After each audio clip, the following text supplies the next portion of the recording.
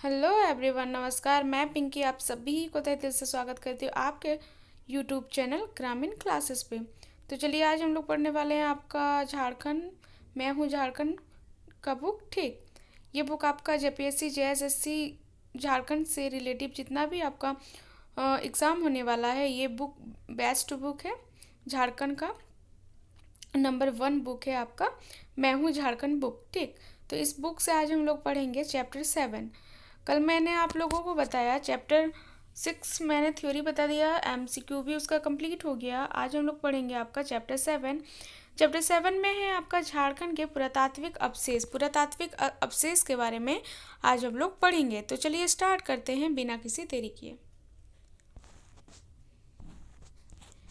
देखिए यहाँ पे दिया हुआ आपका भारतीय पुरातत्व सर्वेक्षण, पहला पेज में दिया हुआ है आपका, देखिए। ठीक, तो इसके हम लोग पढ़ेंगे नीचे। भारतीय पुरातत्व सर्वेक्षण देश के पुरातात्विक शोध एवं सांस्कृतिक विरासत की रक्षा को समर्पित एक अग्रणी संगठन है। यह संस्कृति मंत्रालय भारत सरकार के अधीन कार्य करता है। भारत सरकार के अधीन कार्य करता है, जिसका मुख्यालय नई दिल्ली में है। इसका मुख्यालय कहाँ है? नई दिल्ली में है। इसकी स्थापना कब हुई थी? 1861 में, ब्रिटिश शासन के दौरान। ठीक, अलेक्जेंडर अलेक्जेंडर कंगिंघम ने की थी। अलेक्जेंडर कंगिंघम ने की थी। ठीक, अलेक्जेंडर कनिघम इससे पहले महानिदेशक भी थे। ये इससे पहले क्या थे? महानिदेशक। मुख्यालय कहाँ है आपका? नई दिल्ली में। ठीक, इसका क्वेश्चन अगर आएगा, स्थापना वर्ष क्या है? 1861। और प्रथम महानिदेशक कौन थे? तो अलेक्जेंडर कंगिंघम। ठीक, भारत पुरातात्विक सर्वेक्षण रांची अंचल। ठीक, रांची अंचल, तो इसका हम लोग पढ़ते, देखिए। प्राचीन संस्मारक एवं पुरातात्विक स्थल व ध्वंसावशेष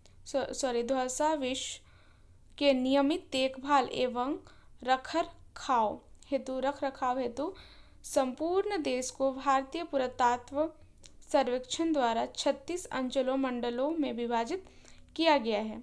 रांची अंचल उनमें से एक है, जो संपूर्ण झारखंड में स्थित राष्ट्रीय संरक्षित स्मारकों संथलों का रखरखाव करता है। संथलों का आपका रखरखाव करता है। साथ ही संपूर्ण झारखंड में पुरातात्विक अन्वेषण शोध को संचालित करता है। इस मंडल का गठन अप्रैल 2003 में किया गया था। गठन कब किया गया? 2003 में आपका गठन किया गया था। ठीक, तो नीचे चलते हैं। झारखंड के राष्ट्रीय संरक्षित स्मारक, जमा मस्जिद हदफ साहेबगंज। ठीक, यह स्मारक साहेबगंज जिला के मंगलहाट कस्बे में बारादारी के निकट अवस्थित है। बारादारी के निकट आपका अवस्थित है। ऐसा माना जाता है कि इस मस्जिद का निर्माण 16वीं शताब्दी के उत्तरार्ध में मुगल शासक अकबर के गवर्नर जारा मान सिंह द्वारा करवाया गया था। जारा मान सिंह के द्वारा करवाया गया था। ठीक, यह मस्जिद एक ऊंची भूमि पर बना है। यह मस्जिद जो बना है वह एक ऊंची भूमि पर बना है, जिसे हदफ कहा जाता है। वो जो ऊंची भूमि पर बना हो ना, उसको बोलते हैं हदफ। हदफ नाम से जानते हैं उसको। ठीक, यह एक अरबी शब्द है जिसका शाब्दिक अर्थ धनुषवान के लक्ष्य से है। यह एक जो आपका हदफ शब्द है, यह एक अरबी शब्द है, हाँ, जिसका शाब्दिक अर्थ आपका धनुषवान से बना हुआ, धनुषवान के लक्ष्य से है उनका जो शाब्दिक अर्थ। ठीक, हदफ सामान्यतः राजमहल से बना बसावट का ही एक भाग था। सन 1575 ईस्वी के बाद फैली महामारी में एक बहुत बड़ी आबादी की मृत्यु होने एवं सन 1592 ईस्वी में गंगा के प्रवाह में बदलाव आ जाने पर गौड़ की राजधानी यहाँ स्थानांतरित की गई थी। स्थानांतरित आपका की गई थी। इसमें यह मस्जिद में पश्चिम की ओर एक विशाल प्रार्थना कक्ष तथा सामने की ओर कंगुरायुक्त परकोटे से घिरा हुआ एक बड़ा प्रांगण है। ठीक, परकोटे के पूर्व, उत्तर एवं दक्षिण की ओर 3 द्वार हैं, जिसमें पूर्वी द्वार मुख्य प्रवेश द्वार है। पूर्वी द्वार आपका क्या है? मुख्य प्रवेश द्वार है।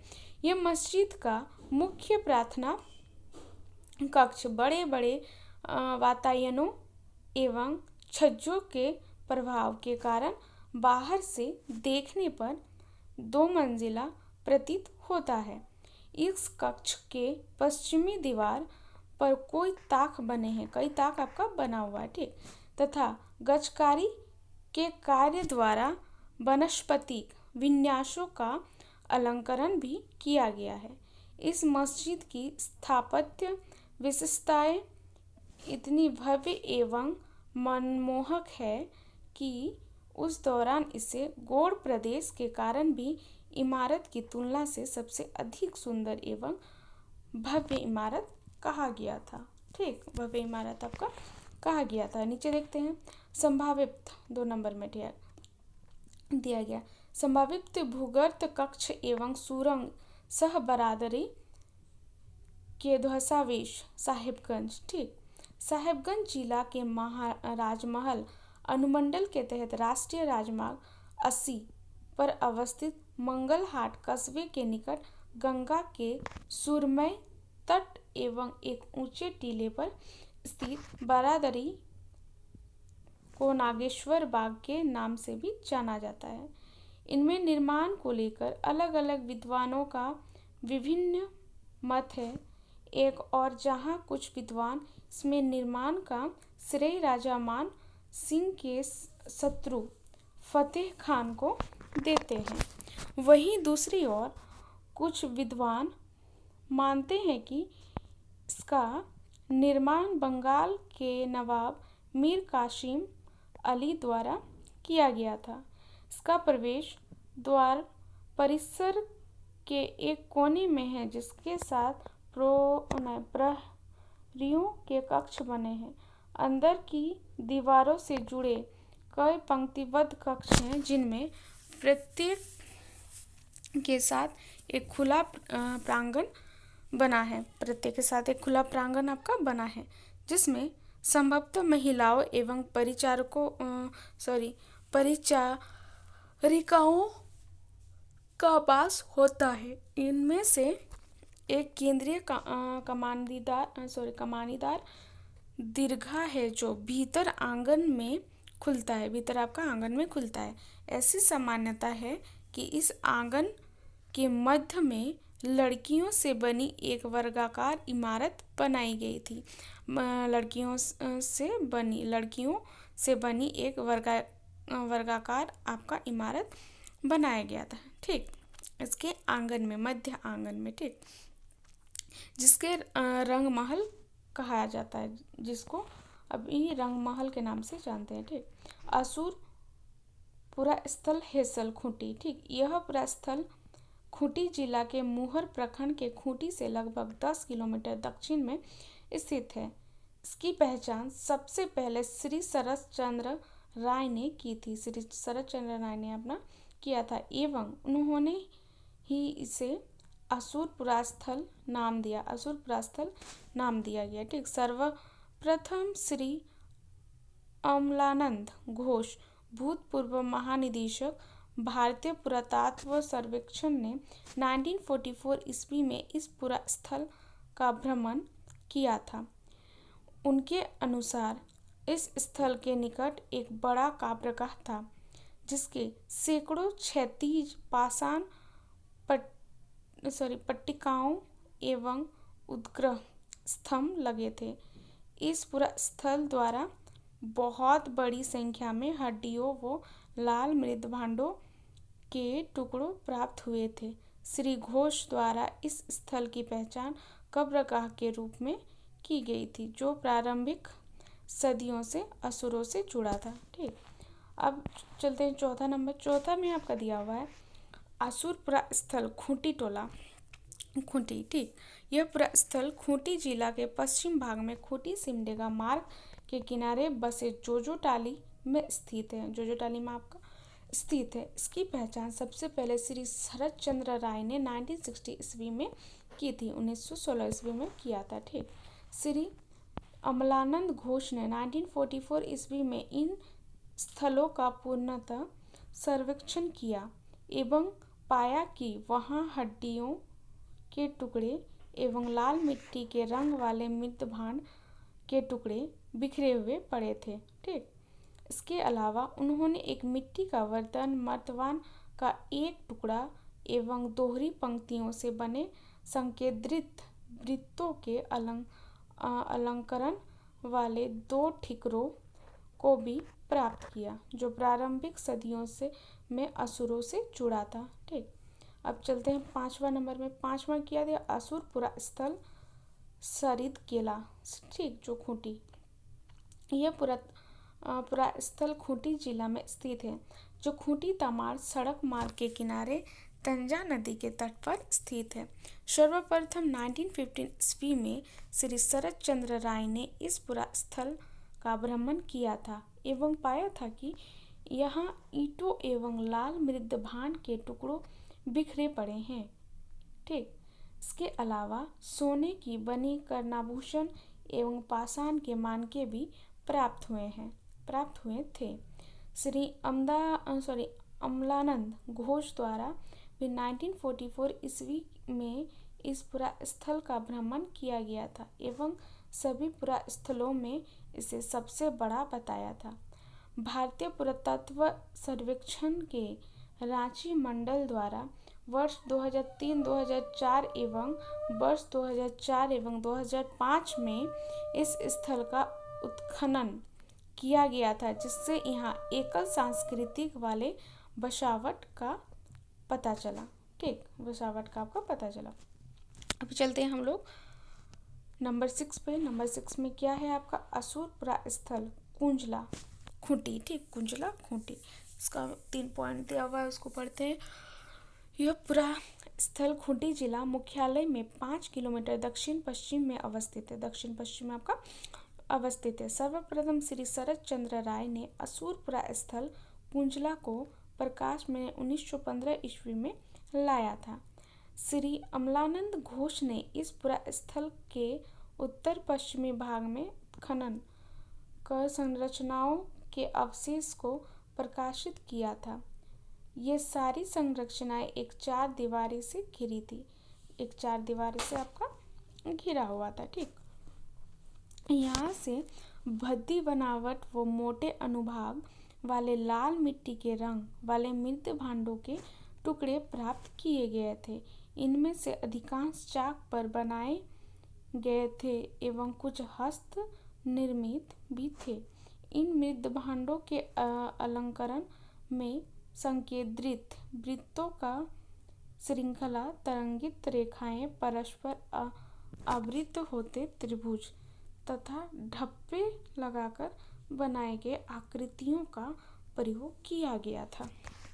चलिए 7 नंबर में आपका दिया हुआ असुर पुरास्थल कठर टोली। ठीक, इसको अभी गोरा टोली भी नाम है इसका। ठीक, जो खूंटी में, यह पुरास्थल खूंटी जिला मुख्यालय में 14 किलोमीटर दक्षिण में खूंटी चाईबासा राष्ट्रीय राजमार्ग में अवस्थित है। इसे सर्वप्रथम श्री शरद चंद्र राय द्वारा सन 1920 में उल्लेखित किया गया था। ठीक, इस पुरास्थल पर ईंटों के टुकड़ों एवं लाल रंग के मृत भांड के टुकड़े बिखरे पड़े हैं। श्री अमलानंद घोष द्वारा 1944 ईस्वी में इस स्थल का सर्वेक्षण किया गया था एवं इसे मिट्टी के बर्तनों के टुकड़ों से भरा हुआ पाया गया था, लेकिन सतह पर किसी भी संरचना या इमारत के अवशेष नहीं मिले थे। ठीक, 8 नंबर में क्या बोल रहा है, प्राचीन टीला कुल्लूगढ़ा एवं बासपुट ईचागढ़। ठीक, सारेकिला खरसमा। यह पूरा स्थल सारेकिला खरसमा जिला जमशेदपुर में 12 किलोमीटर पश्चिम में खरकह नदी के दाहिने तट पर अवस्थित है। खरकह नदी के आपका दाहिने तट पर अवस्थित है। यहाँ पाए जाने वाले ईंटों की माप 42 गुना 42 गुना 6 सेंटीमीटर तथा 36 गुना 26 इंटू 7 एवं 26 इंटू 7 सेंटीमीटर है। ठीक, यह पाए जाने वाले मृत भांडों में लाल एवं काले रंग की प्रमुखता है। मृत भांडों की शैली के आधार पर इस पुरास्थल की तिथि प्रारंभिक इतिहास काल निर्धारित की जाती है। आपका पूरा क्या बोलते पूरा स्थल की तिथि प्रारंभिक ऐतिहासिक काल आपका निर्धारित की जाती है। उसके बाद हम लोग पढ़ते हैं 9 नंबर, प्राचीन शिव मंदिर सह शिवलिंग खेपपरता लोहरदगा। यह प्राचीन शिव मंदिर लोहरदगा जिला के खेपपरता गांव में एक पहाड़ी की चोटी पर स्थानीय पाषाण के टुकड़ों से बना है, जो जिला मुख्यालय से 8 किलोमीटर की दूरी पर पूर्व दिशा में अवस्थित है। ठीक, इस मंदिर की कुल ऊंचाई 4 मीटर है, जो बिना किसी नींव के सीधे चट्टान सतह पर बनाई गई है। इसका निर्माण 19वीं सदी में की गई थी। इसका निर्माण कब किया गया था? आपका 19वीं सदी में। ठीक, तो चलिए अभी हम लोग पढ़ते हैं आपका क्वेश्चन 10 नंबर 10 में आपका दिया प्राचीन सरोवर एवं मंदिरों के अवशेष बेनीसागर, जो पश्चिम सिंहभूम में। ठीक, यह पूरा स्थल पश्चिमी सिंहभूम जिला मुख्यालय चाईबासा में 74 किलोमीटर दक्षिण में उड़ीसा राज्य की सीमा के निकट मझगांव प्रखंड में अवस्थित है। ठीक, बेनीसागर अवस्थित है। यह अवस्थित सरोवर का निर्माण संभवतः बेनू नामक राजा द्वारा किया गया था, अतः इस स्थल का नाम बेनीसागर पड़ा। सर्वप्रथम कर्नल टिकेल द्वारा इस स्थल का भ्रमण 1840 ईस्वी किया गया था। इसके बाद JDD बेंगलोर ने 1875 ईस्वी में इस स्थल का भ्रमण कर यहाँ पाई जाने वाली मूर्तियों एवं संरचनाओं के अनुसार इसे 7वीं सदी के आसपास का बताया था। यह प्रातः शिलालेख में प्रियुंग ध्ययम चतुर्विद्या का उल्लेख है, जिसका अर्थ होता है प्रियुंग यंगु नाम का एक व्यक्ति जो 4 वेदों में पारंगत था। शिलालेख की लिपि ब्राह्मी है एवं भाषा संस्कृत है। ठीक, भाषा आपका उसका संस्कृत है। शिलालेख की लिपि ब्राह्मी है। प्राचीन दुर्गा का स्थल रूपाम पूर्वी सिंहभूम 11 नंबर में आपका दिया हुआ। यह पूरा स्थल जमशेदपुर से 28 किलोमीटर दक्षिण पूर्व में टाटा मुसावनी मार्ग पर स्थित है। ऐसी मान्यता है कि रुवाम नामक राजा यहाँ से शासन करता है, अतः इस स्थल के नाम रुवाम पड़ा। वर्तमान में यह टीले के रूप में परिवर्तित हो चुका है, जिसके ऊपर लाल रंग के मृद भांड के टुकड़े प्राप्त होते हैं। इसके निकट स्थित प्राचीन सरोवर से तांबे का अवशेष पाए जाते हैं। तांबे का अवशेष आपका पाया जाता है। हराड़ी मंदिर रांची। ठीक, भारतीय पुरातत्व सर्वेक्षण विभाग द्वारा वर्ष 2015-16 में बुंडू अनुमंडल के बुंडू तमाड़ क्षेत्र में तमाड़ प्रखंड अंतर्गत स्थित हराड़ी मंदिर के पुरातात्विक स्थल एवं राष्ट्र धरोहर घोषित किया गया था। ठीक, किया गया है। यह रांची से 60 किलोमीटर एवं तमाड़ से 15 किलोमीटर की दूरी पर स्थित है। कांची नदी के तट पर यहाँ पर अवशेष सर्वप्रथम 1944 में भारतीय पुरातत्व सर्वेक्षण के भूतपूर्व महानिदेशक श्री A घोष द्वारा देखा गया था। इस स्थल पर पाषाण व ईंट खनिज कई मंदिर थे। इनमें 2 आज भी मौजूद है, 2 अभी भी मौजूद है। ठीक, यहाँ काले पत्थर से बनी 16 भुजी महिषासुर मर्दलनी की प्रतिमा भी है, जिसका माप 1.2 मीटर गुना 60 सेंटीमीटर है एवं वर्तमान में यहाँ बनाए गए नए आधुनिक मंदिर में गर्भगृह में प्रतिष्ठापित है। टीले में दक्षिण पश्चिमी कोने पर जो 2 लघु देवालय है, वे रेखा देवल शैली में बने हैं। ग्रेनाइट पत्थर में बने इन मंदिरों का उद्ग्रह योजना में बड़ा गंडी एवं मस्तक का समावेश है। अभी हम लोग पढ़ते हैं आपका 13 नंबर। 13 नंबर में क्या दिया हुआ है? 13 नंबर में आपका दिया हुआ है राजमहल एवं मंदिर परिसर नवरत्नगढ़, ठीक, जो गुमला में है, गुमला, ठीक। नवरत्नगढ़ सिसई प्रखंड मुख्यालय से लगभग 15 किलोमीटर दूर एवं जिला मुख्यालय गुमला में लगभग 45 किलोमीटर दूर स्थित है। यह राज्य की राजधानी रांची से पश्चिम की ओर लगभग 75 किलोमीटर दूर है। इस क्षेत्र में कुछ अन्य इलाकों के साथ यह स्थल नवरत्नगढ़ के नाम से जाना जाता है। मध्यकाल के अंत में यह झारखंड के नागवंशी शासक की राजधानी थी, ठीक, शासक की राजधानी थी।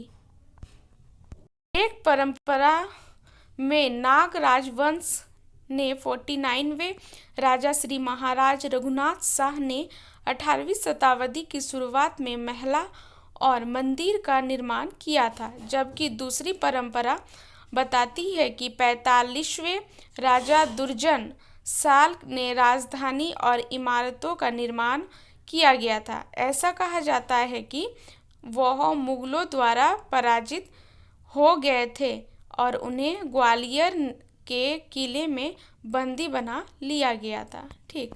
तो आज मैंने 13 तो चलिए आज का वीडियो यही हम लोग आज समाप्त करते हैं, कल पढ़ाएंगे इससे आगे, ठीक। अगर आप लोगों को मेरा वीडियो अच्छा लगे तो लाइक, सब्सक्राइब एंड कमेंट करना ना भूलें। धन्यवाद।